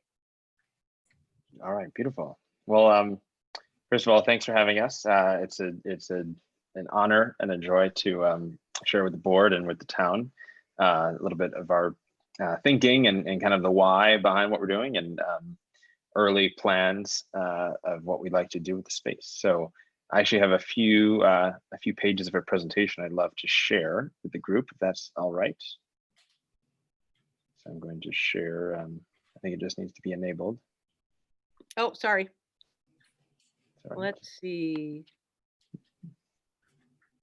And Ben here, Ben, maybe say hello before I jump into the presentation. Ben is my brother-in-law and my co-conspirator in the project as well, along with my fiance Whitney. Hi, everybody. Thank you for having both of us on, and it's good to see all your smiling faces. Hey, Matt, how do I share? Mhm. How do I get you to be able to share? That's a good question. I think you have to enable I got screen it. sharing. Yep, I got it. Okay, great. Okay, it's enabled now. All right, here we go. All right, can everybody see this? Yeah. All right, Yeah. cool. So first of all, what we're going to call the old library and the sort of project and community endeavor around it is called Industry Standard. And it's really all about creativity, community, and opportunity to create a more resilient and inclusive future. And started this year and headquartered right here in Pine Plains. So first of all, hello. Put a few faces to names here. We're Matthew, Benjamin, and Whitney. Whitney is not on the call, but she sends her best. And then Doug Larson, who I know a lot of you guys know, and his team are architects. We live here and work here full-time in Pine Plains, and our family does too. Ben and Whitney are brother and sister, and their folks live just a few minutes from center town. Our professional backgrounds are sort of mixed, but a lot of it is in education and community building, along with design, furniture. I have a little bit of a music background. Ben, his background is in education and arboriculture, and also home renovation is another one of our sort of background pieces. So it's a mix of things that sort of are coming together, and I think a really nice way to what we're creating. We love history, especially local history in Pine Plains. Whitney and I talk often, if they'll let us, we're sort of figuring out who we might want to play for the Halloween graveyard cemetery tour reenactment adventure. So one of our favorite events in town. And our, sort of have a track record of creating, businesses and new forms of education that, sort of look and feel different from traditional education, but hopefully do a lot of good. With this, just for some context, we really decided, let's start with curiosity. We bought the old library building last year, and we're excited about really transforming it into a place of inspiration and a real destination for our local community, and also as a place for visitors as well, and a place that's really about community first and foremost. And I will say, we didn't go into this knowing exactly what the project should be. We had some vague ideas, and instead we decided, let's just see what other people think. Let's ask around and talk to everybody and kind of get a lot of input and see what emerges. And so over the last year, we've been having just a whole bunch of conversations with local folks around what Pine Plains needs, what could be beneficial to our local economy, and ultimately what people think the old library building should become. And so out of all that, out of those conversations and insights, we've been coming up with ideas that we think really is building something that's really special and really serves and inspires the community. So first thing we did when we got the building, and I can relate to the previous conversation. The first thing we did was remediate all of the asbestos. So this picture is what the inside of the building currently looks like. The whole thing was covered in asbestos siding, asbestos in the floors, asbestos in the glazing in the windows, in the pipes downstairs. It was a whole thing. So we worked with a professional team. Happy to make some intros if it would be helpful, but to remove all the asbestos and make sure that it was safe and non-toxic for everyone. And from there, we had I think a canvas to work on, which brings me to the next slide. The first sort of big project that we did, given that we're still in sort of early planning stages and permitting and working with the planning board and what have you for the building. So we realized, okay, that while the building is in its sort of ugly, or shall we say its cocoon phase, before it becomes sort of beautified and is something special after we took off all that asbestos, we really saw an opportunity to bring some art and creativity to town. And so we worked with George Baker at the high school, and we commissioned 8 student art projects for the exterior of the building. Really, really special projects. We provided all the supplies and also provided a commission as payment for each student for their work. So if you walk or drive by, you'll see all these on the wall, and it's a really great sort of offering of public art that anyone can enjoy. And it was a special thing to see that come about. All these kids painted these things at home during the pandemic when school was not in session, but it was a pretty cool project for a lot of them. So to give you a sense, this is sort of what it looked like before. And then here's what it looks like now. And we're actually painting all of that old siding white this week, actually, for the time being, just to sort of give it a clean face before we commence with this construction. And then the other big project we did to really sort of be good community citizens and start off our endeavors is we wanted to support restaurants in town.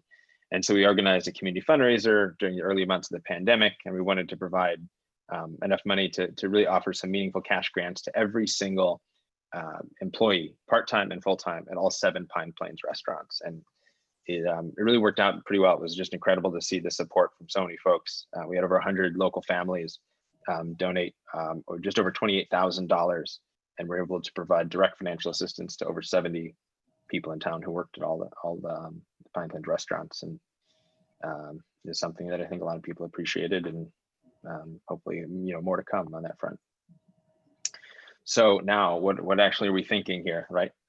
First of all, industry standard. We're thrilled about restoring and renovating the old library building, bringing it back to sort of a really special place of gathering. And we really see it as a mixed use destination. So offering some retail, learning opportunities are really important to us, community gatherings, and some nourishment.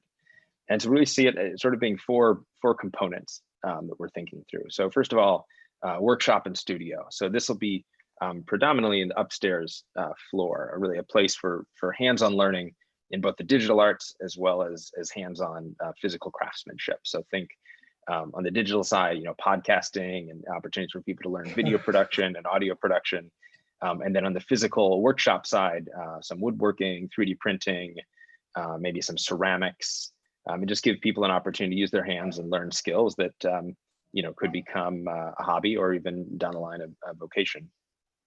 And then downstairs, we're looking at like a general store sort of thing with curated mercantile offering with a bunch of locally goods and necessities, sort of blending into a small cafe that'll offer some food and drink to folks coming in for an event or coming in to take classes or just stopping by, all from local purveyors. And then outdoors, in the back, there's this really sort of great green space. And so out there, we want to have some outdoor seating, especially, in this time of pandemic, outdoor space is really vital. And also it'd be a place for cultural programming and sort of a natural environment. So possibly a place for some outdoor film screenings, to some storytelling, even maybe some community horticulture or hands-on gardening lessons, I think would be really great. And so last, I just want to close with the why, right? Why are we doing this? It's a big project, as you can see. There's a lot that goes into it. So wanted to share why we're sort of spending our time and effort doing these things. First of all, Pine Plains is our home. We live here. Family lives here. We're full-time residents. We're committed to this community for the long term, and I hope that people can sort of see that from what we've done so far. We love it here, and we want to invest our time and talents here in Pine Plains. Secondly, it feels like we've really seen and heard the needs of Pine Plains and the region, and we continue to learn more every day and talk to folks more every day. And we want to incorporate that into our vision for what the old library could become, and not think that we have all the answers, but we know that as a community that will surface. Third, we're true believers in the power of communities coming together. My whole background, and Ben and Whitney, a lot of our backgrounds are in bringing together communities in a positive way to solve problems and ultimately overcome diversity or adversity and division and inequality, and sort of work toward things that are more positive. And fourth, we see, everyone sees the power of bringing people together over shared interests, or even a shared meal or shared experience. There's a magic when that happens really well, and we'd love for Industry Standard to be able to offer those experiences on the regular. And then last, we recognize the firsthand the benefits of learning, and specifically learning valuable hands-on skills. It's one of the things that we hear about most from folks is if people want to learn, they want skills, they want to better their careers, they want to better their lives. Education, if done well, I think is one of these things that really sort of can uplift everybody. And there's so much talent in our community, and so to be able to unlock that and allow people to sort of share their skills with each other, both physical and digital, to allow something to turn into a new hobby or even a new career path, I think could be a really incredible thing. And so with that, I want to thank you all. And I'm happy to take any questions. Otherwise, we feel free to continue the meeting. Matt, you should talk about the fact that you were able to acquire additional land, which makes a big difference to what you'll be able to do. Totally. So when we first, I guess about a little over a year ago, when we bought the old library building, it was on a small-ish piece of property. And so as we started to explore and research and sort of do our homework on this, various things came up around outdoor space and septic needs. Can't tell you how much time we spend talking around septic needs. It's a big topic of conversation on the team. Anyway, and so we were able to buy 2 other parcels from the Adams family. And so now we have sort of a much larger piece of property, all contiguous now in the back, which allows us to now, do some things like more outdoor seating or some film screenings and have room for septic. And the whole now connected parcel sort of makes the shape of a llama, which I enjoy.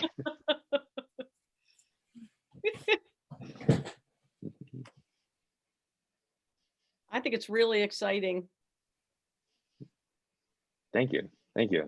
And anyone on the board or anyone listening in, we're always all ears. And if you have any ideas or thoughts or suggestions, that's what it's all about. So shoot us a note anytime. Any questions, anybody? Well, you might also talk about your collaborative relationship with Dougie Weaver, who owns the adjacent property, because I think the collaboration that you've demonstrated your capacity for is very, very significant, and will make this project work in a really excellent way. Yeah. Thank you. Totally. Yeah, Ben, you want to say that one? Sure. I'm happy to speak about collaboration with Doug and friendship. And now that we're neighbors, he and I are on the phone almost every other day. We both have we share a boundary in his parking lot there where he has some tenants and rentals. He approached us early on about wanting to, because he knew we were looking to acquire those pieces of land. He was wondering about parking for his tenants and wanted to know if we were amenable to that. I said, I'm happy to talk more about the things in which you can benefit from, and we can benefit from. And he's been great to interact with in terms of, you know, we might need back access also for parking, for trash collection, and just a back entrance. And he needs parking for his spots as well. So we've been in contact quite a bit in regards to, you know, how to work together. Septic needs, obviously a huge issue. And he's been a great resource in sort of collaboration, both professionally and personally. We also had the back area kind of cleaned up and mowed down. And I didn't see Doug in this interaction, but over the phone call, he sounded jubilant, which was a new experience for me. He was quite excited that we had mowed all that down. And he said, if you want, I can bring over a trailer and you can throw in all the clippings and the detritus that was as a result of all that work. And I said, sure, you know, let's be in touch about a day and a time to do that. So it's been great, you know, and to see that happen right away has been a nice sort of high five across the virtual fence between us and Doug. And the other collaboration you have going on is with the beautification committee of the little square on the other side of your building. Mm-hmm. And the idea of a gate that would be, you know, there, and an idea of having some kind of addition to your building that would augment the park. That's an interesting concept. It's nothing set at all, but that you're working together with that committee. Yes, I'm on the I'm in the beautification committee, as is Ben's mom, Jane, and it's you know, it's always a work in progress, but I think we're making a lot of progress around, you know, how that space and that land can be something that's special for everybody. And one of the things that we're exploring, and obviously, of course, you know, we'll get the appropriate approvals, and there'll be more to discuss. But there's that little picket fence sort of between Jack's building and our building, right at the corner of the town park.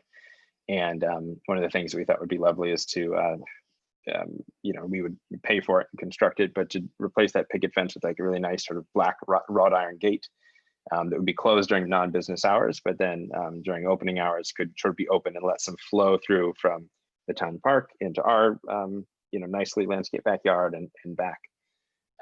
Which could be nice. And then the other thing is we offered to, and this is sort of course, contingent upon the town board and the town beautification committee all sort of aligning on it. But one of the things we'd love to do is we offered to donate a stone and wood beautiful pergola that would be on the town park's grounds, but sort of near that wall of our building, and have it sort of jut out into the town park to provide some shade and maybe some wisteria plants growing on it. And it'd be something we'd love to contribute to the town as well.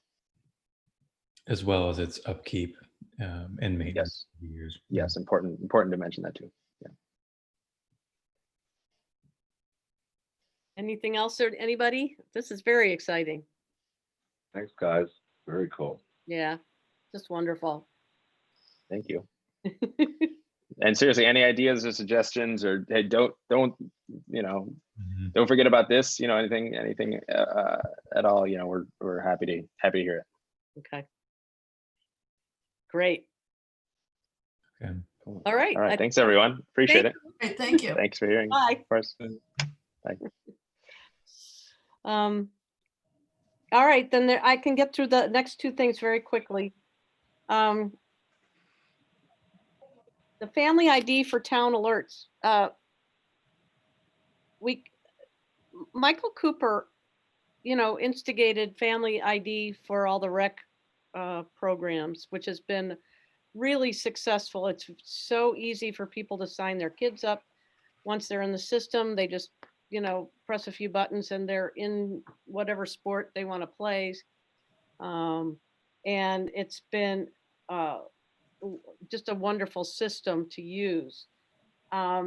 He tells me that there's an aspect to it that allows for this thing called One Call, which is a system where everybody gets a phone call if, let's say, Little League is canceled. Or an alert on their phone, some kind of alert that, like a text. So we were talking about it as regards the leak that was on the East Church side of 199 that Ray spoke about earlier tonight, because we didn't know when everything was going to get shut down and when this leak was going to be repaired. So once we found it out, it happened to be very late the day before. I think it was a Friday. Yeah, it was a Friday, and we found out late on Friday, and Ray had to shut the water off early Saturday morning. So trying to get the word out to everybody about this was almost impossible. And Ray told us that he knocks on doors. I put it on Facebook, we put it on the website. I made flyers. I went around and put flyers in places. It was a little bit of a I don't know what to call it. There were some people who weren't, because of the pandemic, they weren't in their businesses when they usually are. So Ray was thinking they would be there so that he could talk to them, but they weren't. So a couple of the businesses didn't get the word because they just didn't see it. And we were thinking, is there a way to use the family ID if people would sign up for it, so that people could get alerts about things like this when they happen? I don't know what it costs. I don't know if it costs any extra when you add certain people into it, but I just thought I'd bring it to everybody's attention and see what you thought, and then I can look into it.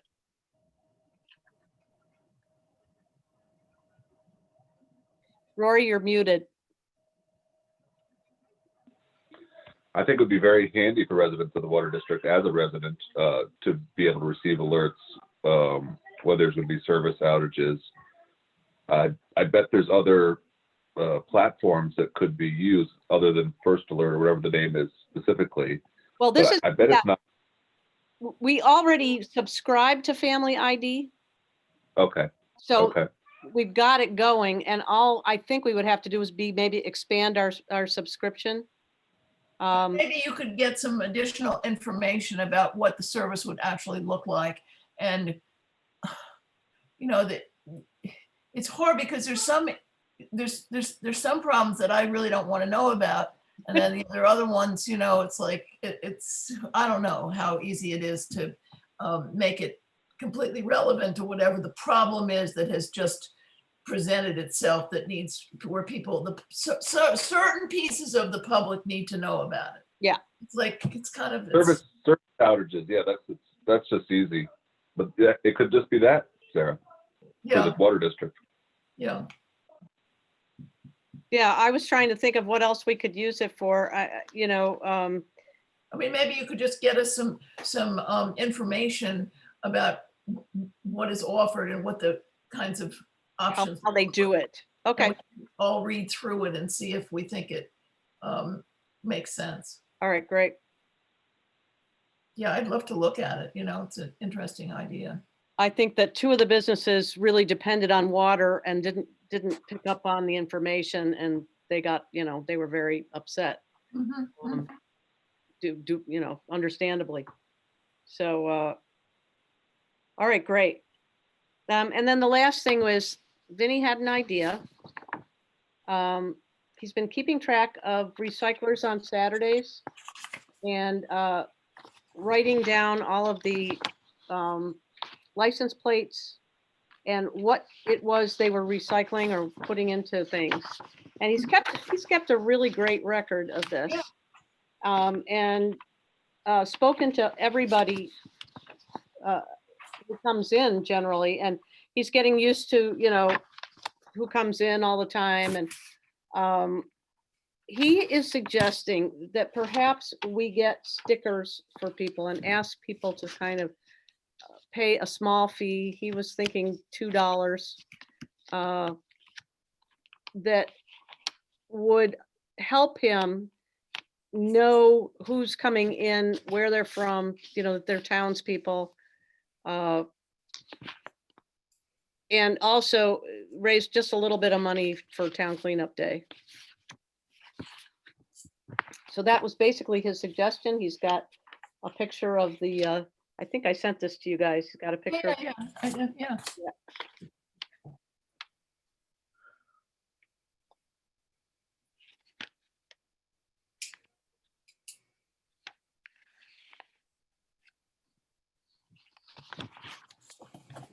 We are still having problems with people dropping tires off. We know who it is. And it's a little difficult situation. Casings does come by and just picks our tires up whenever they're coming through town and they have some room on their truck. And that's basically how they're doing it. They don't come out especially for Pine Plains because they don't really have enough to pick up. But if they're going through to Millerton or someplace else and they come back through here, they go and they pick up whatever's out there. And we're paying for that, you know, it's not free. Have we asked the people dropping the tires off to pay for it, or what? We can't We know catch, who they. we kind of know who it is. We can't catch him. The highway department never sees him. He doesn't come on Saturday. You know, it's a little bit of a problem. We were talking about having the cameras out there, but we realized it was one person. Is So there any way that the highway could use a different egress? Is there any other routes? have you A been way to out there? separate? Yeah. I no. know. Great Yeah. recycling. Highway. Yeah, that's really discouraging. It is. It is. It's discouraging when there's a mattress sitting there or somebody's dumped something that doesn't belong. You know, we have to deal with it.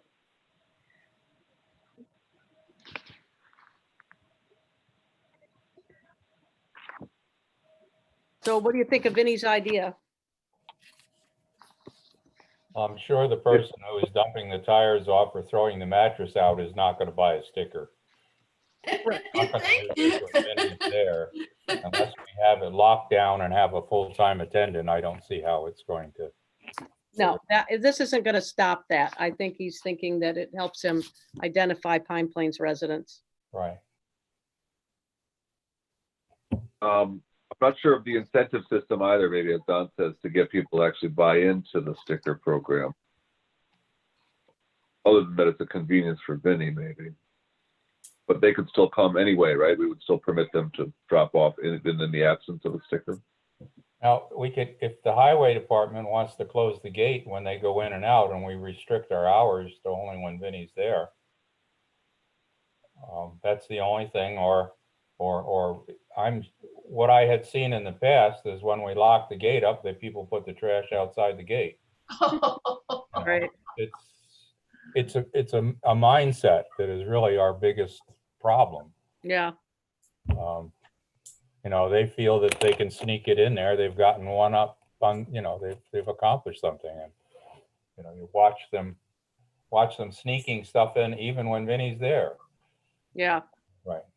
I think we had less of a problem when the things were down closer to the building than we have now, because they had to go all the way in. They couldn't just, you know, come into the top part. I don't know. It's been an ongoing problem, and I'm not sure what it is. But with the sticker issue, I think we would have to only have it open certain hours when there's an attendant there, and that probably would stop part of it, but it might put it back out on the road. Mhm. I'm not sure. How Vinnie's there kind of randomly now, right? About an hour a day or so? 4 days a week, he's there for an hour. An hour, okay. And then he's there this Saturday duties. Yeah. Correct.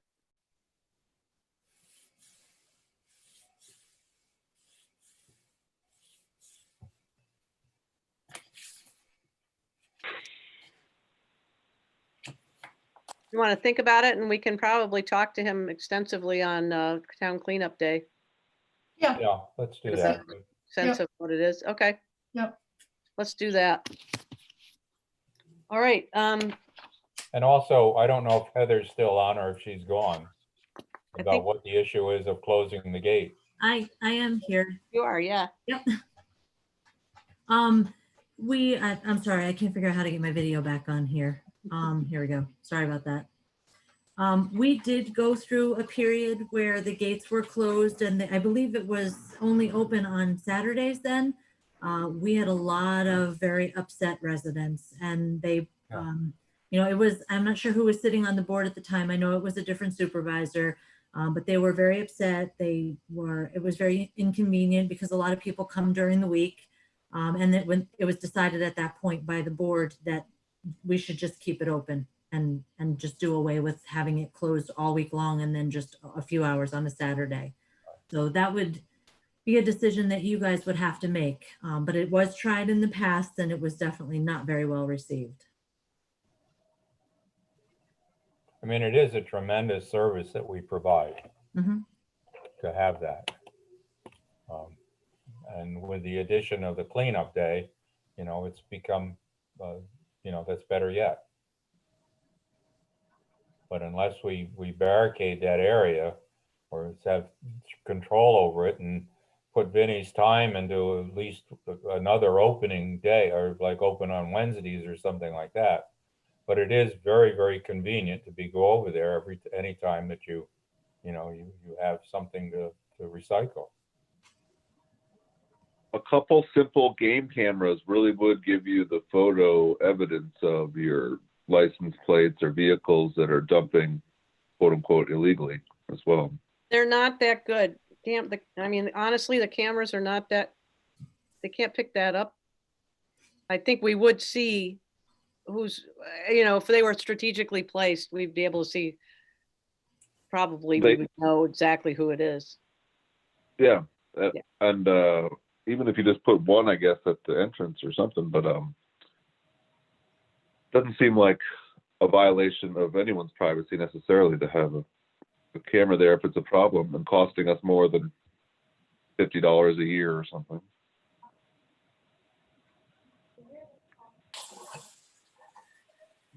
I'd be thrilled to have a camera there.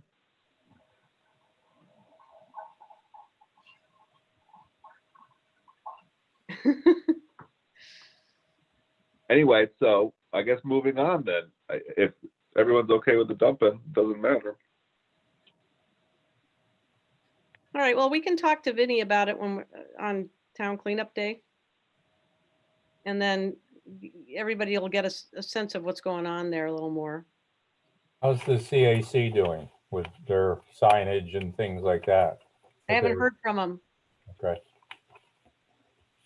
A lot of people are throwing things in the recycling that don't belong there, but when you say paper, paper is a lot of different things. And when you say plastic, they don't look for the little recycling numbers on it and things like that. So the education part of it would help a lot, but there's still an element that's going to try to get away with something. Yeah.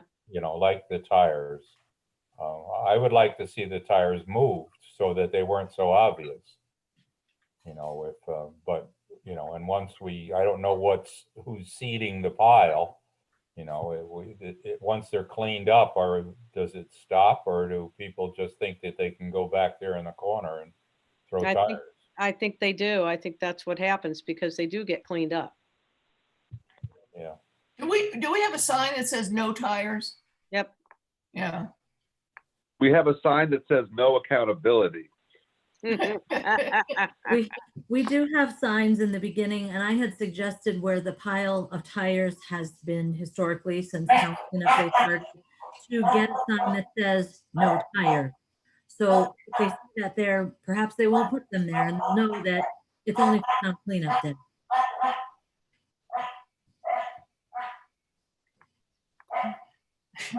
I think tire depositors will be prosecuted to the fullest extent of the law. I like that. But then we have to make the law, right, Lauren? Yeah.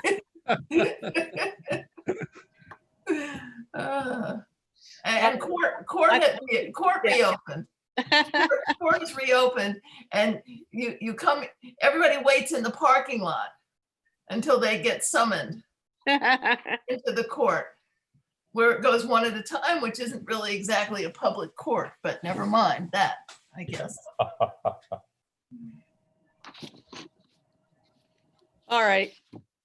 I'm gonna move this along then. So the last thing I had on my list was just to let people know about COVID testing, which is ongoing and actually more accessible than ever. Rite Aid, you have to call them and make an appointment. And then there are testing locations between Dutchess and Ulster. There are a lot of them. Caremount in Poughkeepsie and Rhinebeck does testing. Emergency One in Kingston does testing. New Vance and Health Quests are doing testing. What are the return times on these testing places? There's about 2 days. It's supposed to be about 24 hours. It doesn't always work out that way, but it's 24 to 48 hours, I would say. CVS in Millerton does it. CVS, I've got down here too, and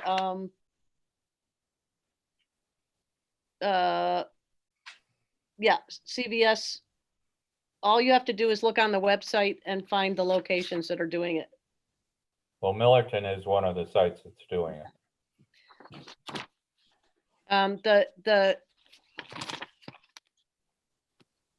pharmacies, for some reason, their turnover is longer than going to the Caremount or the Emergency One, and I don't know why that is, but that was the research we did. That can take as many as 5 to 7 days, the pharmacies. Because I'm not sure if it's a different test that Yeah. they're doing. Yeah. Right, but what everybody should know about is the notion that there is a fast test that still hasn't got full FDA approval, that it can be done at home with saliva and paper on paper, and is inexpensive and can be done on a regular basis. The tests that we've been doing are important for diagnostics, but this test is a screening test, which has the accuracy that is completely relevant and useful for screening. And we should be all aware of that, and we should be trying to encourage people to get our politicians to get the FDA to authorize it, because the scientists say this is the way that will solve the problems of opening schools and of having gatherings of different sorts. And it just hasn't happened because there's no leadership. It's extremely frustrating because it would make a huge difference. Yeah. Great, thanks, Sarah. And they have now, they've authorized one, which is a Yale one, but there's a guy at Harvard that's fronting it, and the scientists are all in agreement that this is a great way to proceed and is what we need to be doing, particularly where we have so much COVID out in the population, where the tracing isn't so easy to accomplish. Enough said. Great, thank you. All right, I would like to move that we go 2 things. We need to adjourn after the executive session, and we need to move into executive session to discuss, among other things, cybersecurity and personnel issues. I move that we adjourn to executive session to discuss cybersecurity and what was the other thing? Personnel. Okay. And after which we will adjourn the meeting so that Madeline can go home. Okay, I'll make that movement too, if somebody wants to second both of those. I'll second. Second. All in favor? Aye. Aye. All right, thanks, everybody. I'm going to turn off the YouTube.